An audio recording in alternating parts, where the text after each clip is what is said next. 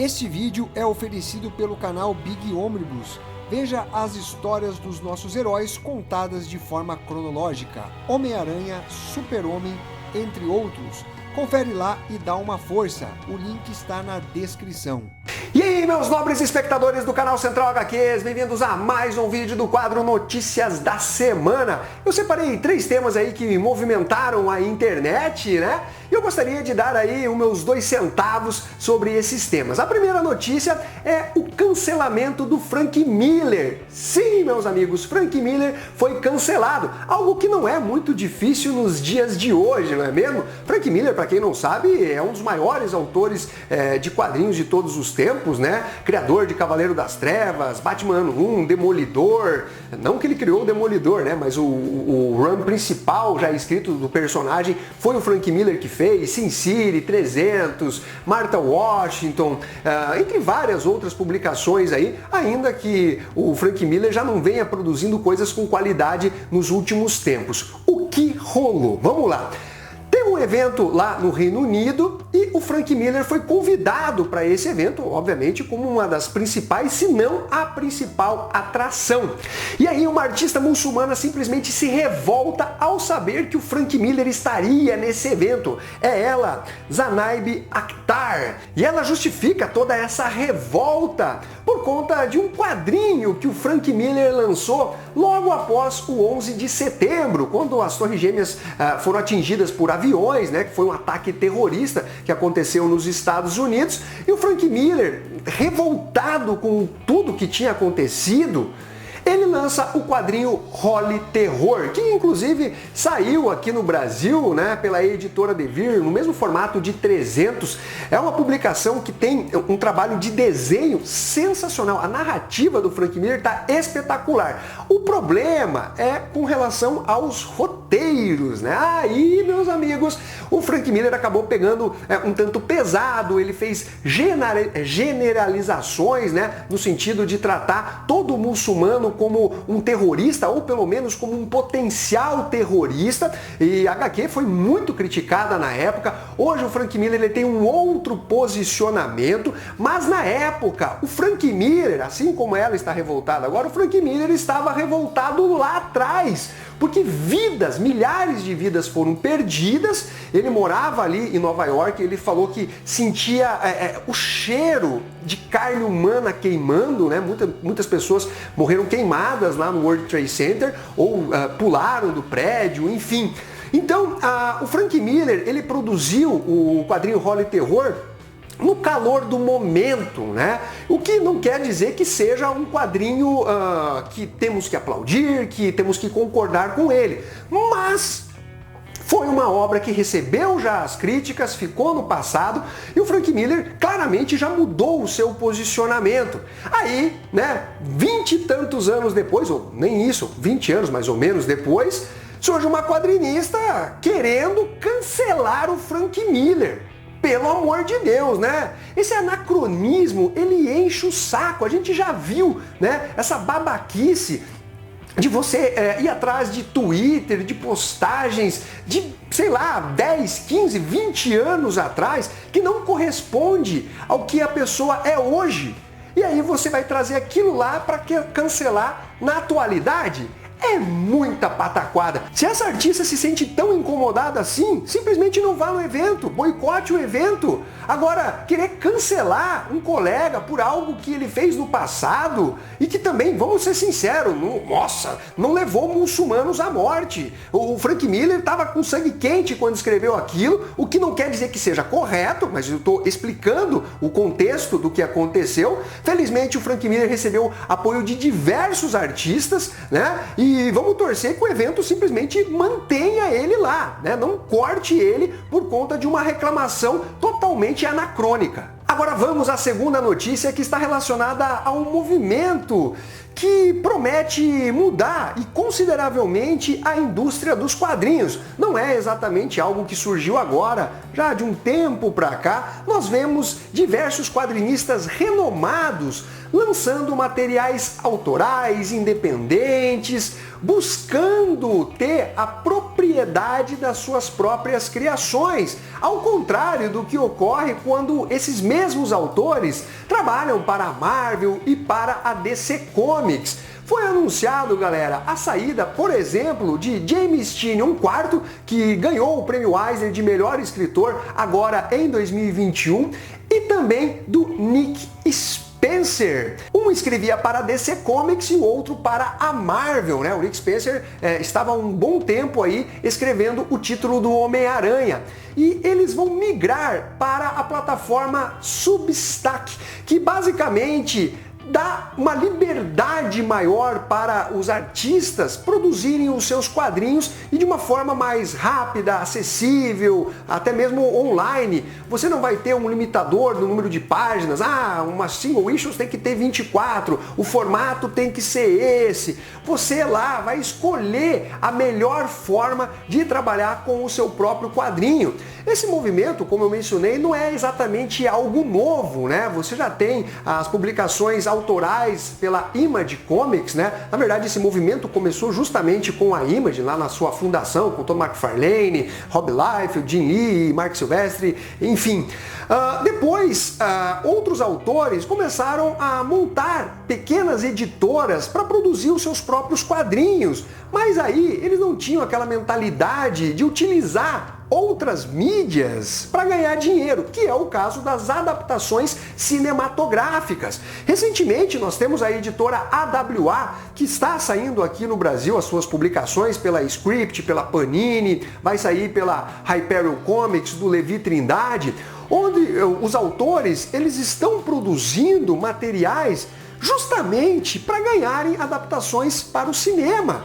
O Mark Millar, que foi talvez um dos grandes nomes nesse movimento, ele criou lá o Millar World, onde ele inclusive vendeu para a Netflix, né, todas as produções que ele faz para o Millar World. Então é um cara que estava olhando lá para frente. Então você vê muito fortemente esse movimento de artistas renomados tentando produzir e ter o domínio, né, das suas próprias criações.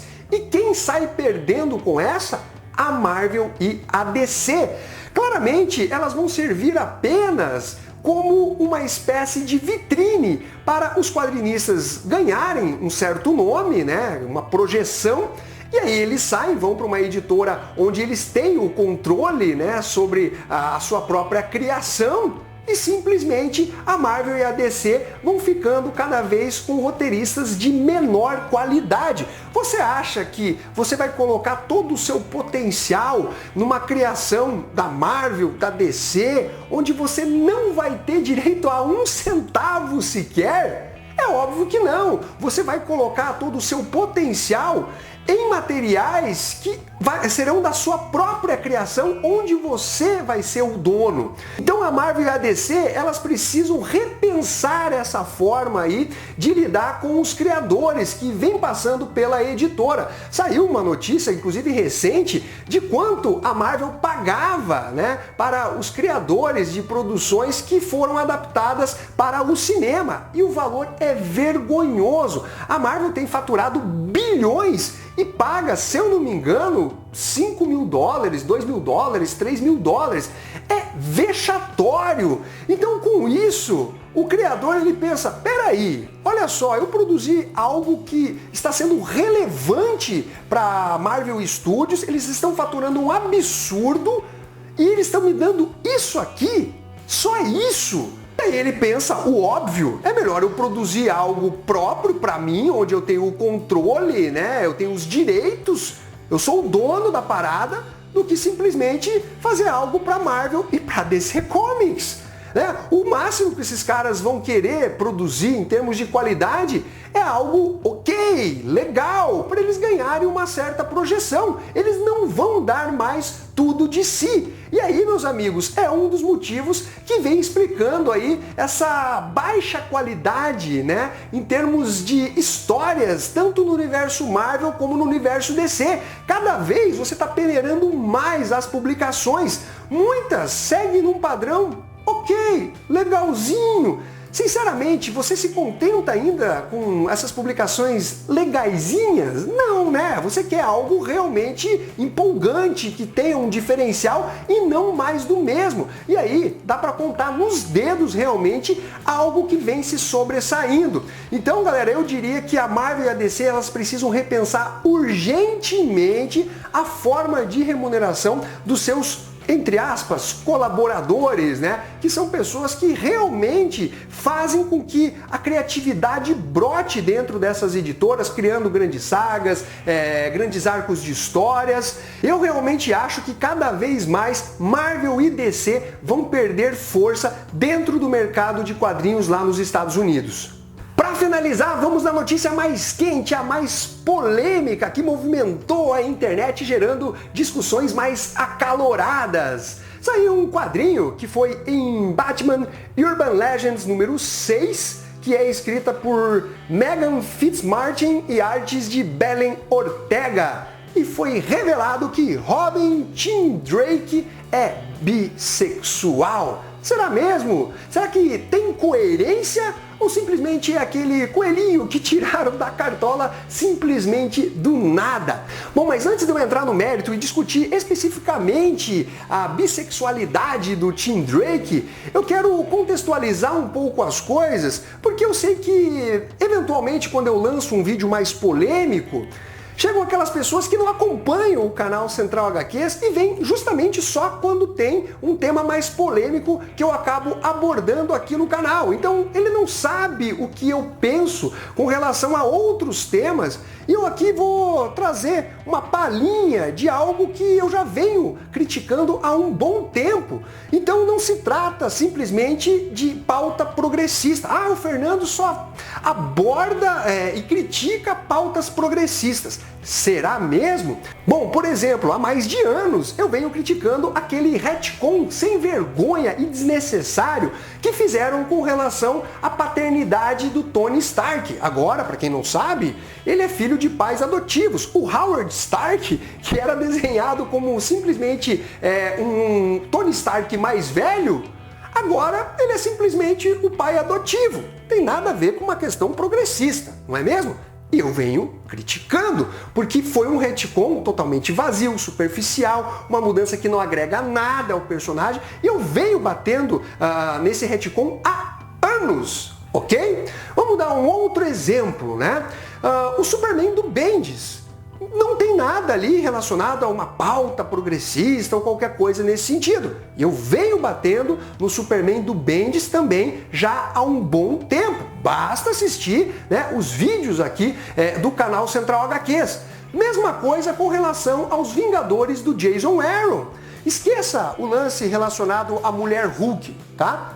Mesmo antes daquilo rolar, eu já venho metendo o pau, né, nesse run do Jason Aaron por conta das histórias serem infantiloides, retcons mais uma vez desnecessários, incoerências, várias incoerências dentro das histórias aí do Jason Aaron, e em nenhum desses 3 exemplos tem pautas progressistas. E aí, meus amigos, o pessoal vai lá, tá certo, o Fernando realmente é ruim, não tem problema nenhum eu criticar. Agora, quando eu vou eventualmente fazer uma crítica a uma pauta progressista, daí você tem que ir cheio de dedos, ficar até um tanto melindrado, né? Não pode falar o que realmente pensa, que não é o meu caso. Eu falo o que eu realmente penso. Então é interessante, né? Esse 2 pesos e 2 medidas que acaba rolando quando a gente vai fazer alguma crítica relacionada a uma pauta progressista. Se não é pauta progressista, tá tudo beleza, né? Meta o pau. Agora, se tem pauta progressista, você tem que ter um cuidado. Pelo amor de Deus, né, meus amigos? Pelo amor de Deus. Cadê a liberdade? As pessoas têm que ficar com medo de exprimir a sua opinião. Eu não estou falando de você ser um babaca, de você ser ofensivo, agressivo ou qualquer coisa nesse sentido. Eu estou falando simplesmente em emitir a sua opinião, fazer uma crítica fundamentada, que é o que eu vou fazer justamente nesse vídeo. Ou seja, o que eu estou querendo dizer para vocês, e principalmente para aquelas pessoas que não acompanham o canal e vêm só para assistir esse vídeo e aí sair falando um monte de asneira e de besteira, é que eu considero a incoerência da história para criticar, independente de ser uma pauta progressista ou não. Eu não levo isso em consideração, mas sim se tem coerência com o histórico do personagem, com o histórico do título e assim por diante. E aqui entrando no tema do Tim Drake, meus amigos, não existe background nenhum, zero, com relação ao Tim Drake ter em algum momento se interessado por homem ou ter dado a entender qualquer coisa nesse sentido. Então é uma falácia dizer que o Tim Drake tem um background onde isso poderia ser explorado mais à frente. Um dos muitos argumentos que eu leio é aquele que fala, nossa, você tem aquele vizinho todo machão e de repente você descobre que ele saiu do armário e se assumiu homossexual. Ah, você tem aquele famoso, aquela celebridade que era pegador e tal, e de repente o cara se assume bissexual ou gay, né? Você não escuta bastante isso relacionado a essa revelação ou mudança, né, dos personagens dos quadrinhos para tentar justificar que, sim, é plausível? Não é plausível e eu vou te explicar por quê. Nos quadrinhos, ao contrário da vida do meu vizinho ou da tal celebridade, a gente não sabe o que se passa em quatro paredes em relação ao vizinho e à celebridade. Mas nos quadrinhos a gente sabe. A gente tem até acesso aos pensamentos do personagem. Então não é algo que simplesmente é obscuro, que está escondido. Você acompanha o dia a dia do personagem, seja nas suas missões, na parte mais aventuresca, seja no seu íntimo, nas suas questões românticas, pessoais, nos seus relacionamentos amorosos. O leitor ele tem acesso a tudo. É como se o leitor fosse uma entidade onisciente. Você tem acesso a simplesmente tudo. E durante cerca de 30 anos, os leitores tiveram acesso às histórias do Robin Tim Drake. E nenhum balão de pensamento que estaria escondido, onde ele não estaria expondo para outra pessoa, teve algo... eu me senti atraído por esse cara, mas... eu preciso controlar esse meu instinto, esse meu sentimento, essa minha vontade. Pelo contrário, era sempre ele se sentindo atraído por mulheres. Por mulheres. Um dos maiores exemplos é Stephanie Brown, onde ele namorou durante muito tempo. Mostrava a relação dos dois, né? Ele sempre se apresentou como um personagem hétero, simples. Aí, tira-se esse coelhinho da cartola e fala, não, ele saiu do armário. Porra, cara, mas que indício que ele deu em 30 anos de histórias? Qual indício? Nenhum! Ai, Fernando, mas não faz diferença essa questão da sexualidade do personagem. Peraí. Se não faz diferença, por que mudou? Ou faz ou não faz. E é óbvio que faz diferença. Afinal, nós acompanhamos as histórias dos personagens não só na parte da missão, na parte da aventura, dele combatendo o vilão. Você tem acesso à parte pessoal, à inter-relação com os seus amigos, a parte amorosa do personagem. Então vai muito além dele simplesmente chegar e bater em bandidos. Então sim, faz toda a diferença. Aliás, eu vi um comentário que me deu uma vergonha alheia. O pior é que, cara, é cheio de autoridade o comentário, como se a pessoa soubesse o que está falando, onde claramente ela não lê as histórias do universo do Homem-Morcego. É vergonhoso, mas o ar da autoridade tá ali, né? A partir do momento que surgiu o Damian Wayne, o Tim Drake perdeu a relevância.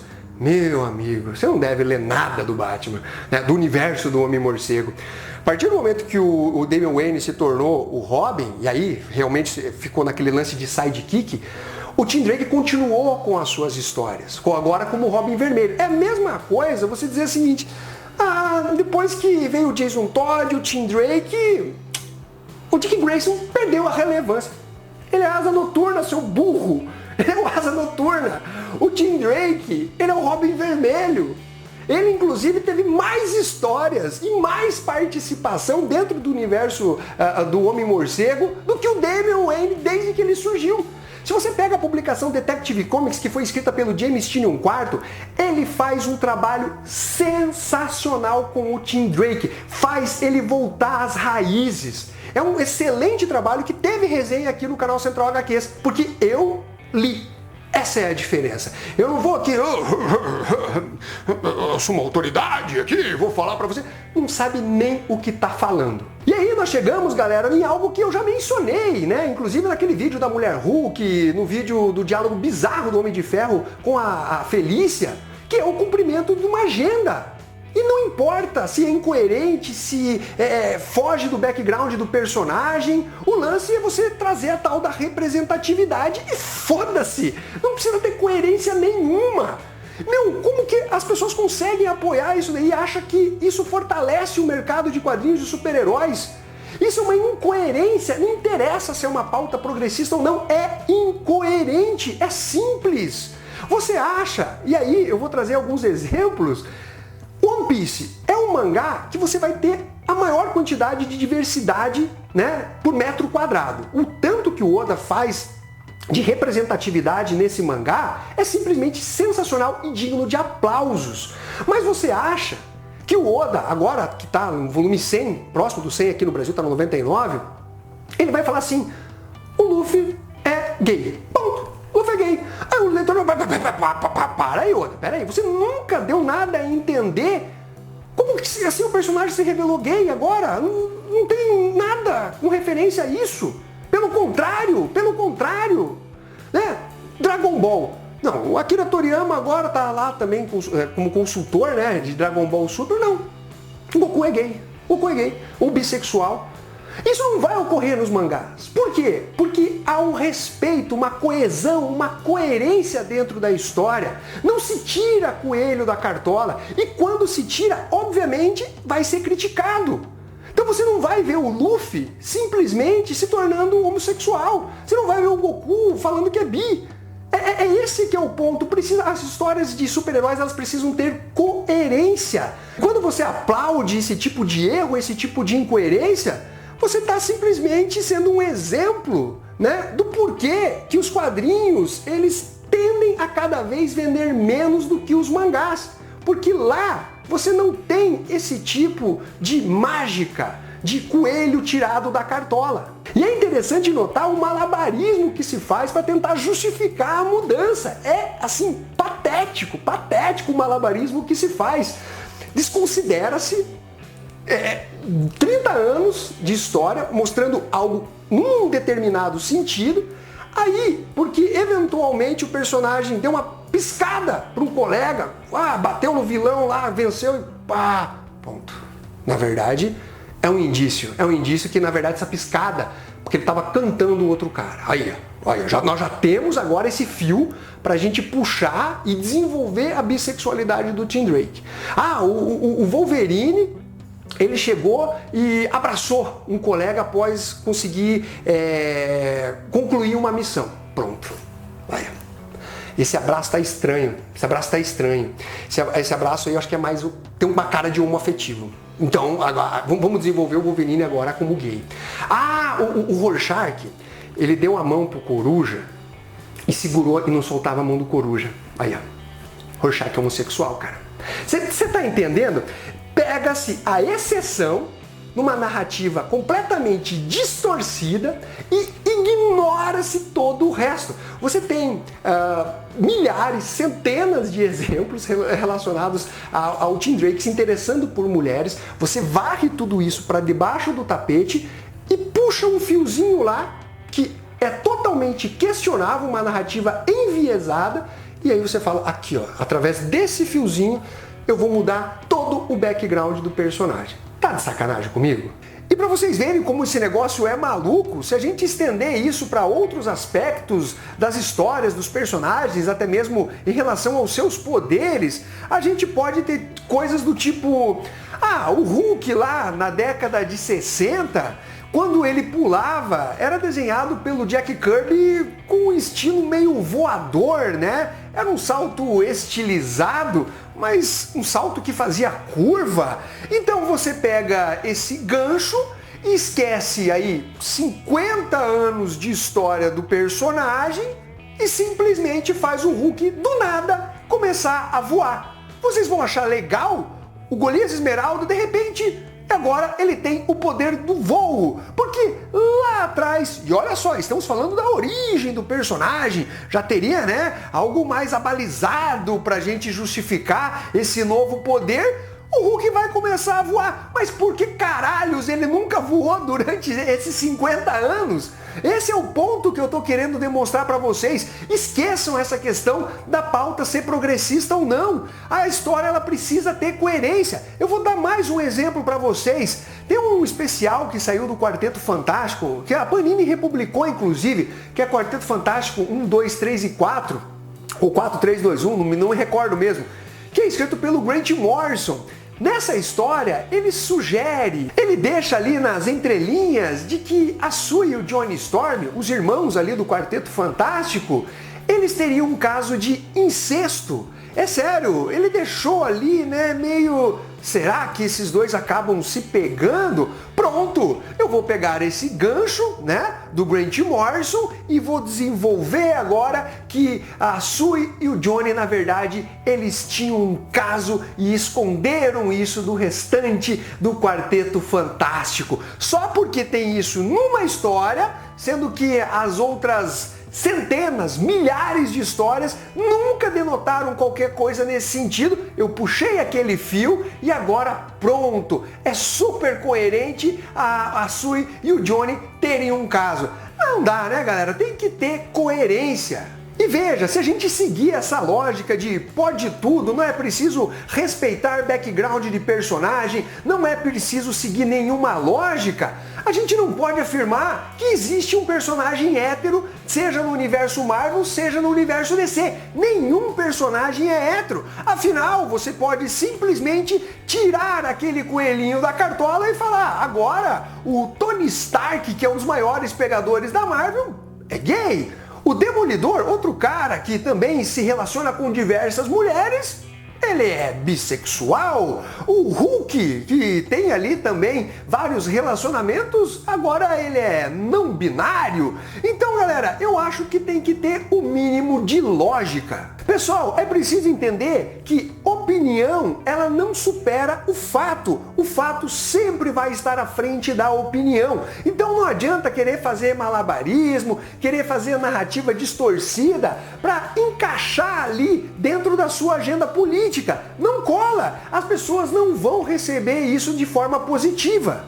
Então, meu amigo, ou você é a favor da coerência dentro dos quadrinhos e não passa pano pra nada, você bate firme, como é o meu caso, vide os exemplos que eu citei no início, quando eu estava comentando exatamente essa notícia, ou você simplesmente caga pro que é incoerente, você aceita tudo e tá beleza, foda-se. Não existe meio termo nesse caso, é 8 ou 80. Claro que existem determinadas questões que você realmente encontra uma zona cinzenta, né? Pô, será que é aquilo? Será que é isso? Fica aquela coisa mais interpretativa. Mas em casos claros e óbvios como esse, você simplesmente precisa se decidir. Eu aceito tudo que é incoerente e foda-se a continuidade dos quadrinhos, ou eu realmente quero algo mais coeso, algo que siga uma determinada linha, assim como é nos mangás. Afinal, a gente não está falando que uma das vantagens dos mangás é exatamente a forma que o mangá é contado, no sentido de não ter grandes alterações por parte dos roteiristas, né? Se você pega publicações como One Piece, que são longevas, você encontra o mesmo Luffy lá de trás, obviamente com todo um aprendizado que ele conseguiu durante toda a sua jornada. Mas você não vai ter coisas que descaracterizam o personagem. Não, agora o Luffy ele vai virar um vilão. Não, agora ele vai partir pro lado do mal. O Luffy simplesmente virou a casaca. Não é assim que funciona. Então você precisa entender que não pode ser seletivo na sua crítica com relação à coerência ou incoerência dentro dos quadrinhos. Se de repente tem uma história em que o Justiceiro, né, ele vai enfrentar o Galactus full power e ele na porrada surra o Galactus, você não vai poder falar, meu Deus, que história retardada, olha que bizarro, como que o Justiceiro, um humano que porta ali uma submetralhadora, vai conseguir vencer uma entidade cósmica carregada de poder? Isso é estúpido! Mas não, se você aceita tudo, você tem que aplaudir esse tipo de história. Ou seja, eu não estou falando que você tem que pegar no pé só quando se trata de pauta progressista. Você tem que ser crítico a tudo, exatamente como eu fui com relação à paternidade do Homem de Ferro, as histórias infantiloides e retcons desnecessários dos Vingadores, Superman do Brian Michael Bendis com aquela desconstrução que ele fez do Jonathan Kent, da família do Homem de Aço. Eu sim estou tendo coerência quando eu faço esse tipo de análise, mas eu vou propor algo mais além para vocês. Já que você que defende que o Robin Tim Drake, ele realmente tem um background onde a gente pode justificar a sua bissexualidade, onde você entende que tudo bem, vamos modificar tudo nos quadrinhos, a nossa criatividade é ilimitada, a gente faz o que quiser. O que vocês acham de um Batman gay? Ou bissexual, pelo menos? Porque veja só, se a gente está falando de background, o Batman aí, há quanto tempo que ele é zoado por conta da relação aí com o Robin, né? Tem vários memes, né? E principalmente daquelas histórias mais estapafúrdias dos anos 70, né? Que são mais cômicas, enfim. Você consegue criar uma narrativa bem mais alinhada, né? Tratando o Batman como um cara interessado por garotos, não crianças. Não estou falando de um Batman pedófilo. Eu estou falando de um Batman que gosta daquela garotada mais nova. Será que a gente consegue criar essa narrativa também? Você aceita essa narrativa? Você que está dizendo, dava a entender que ele tinha sim uma quedinha por homens e tal. E aí, vamos tentar fazer uma narrativa aí que o Batman é gay? Então, meu amigo, não há problema se você acha que o Robin Tim Drake ele é bissexual. Sem problema. Mas tenha coerência. Coerência em simplesmente fazer o esquema 8 ou 80. Para mim, tanto faz, pode tudo. Lembrando que muito disso, na verdade, é uma análise onde a agenda política vem antes da qualidade das histórias.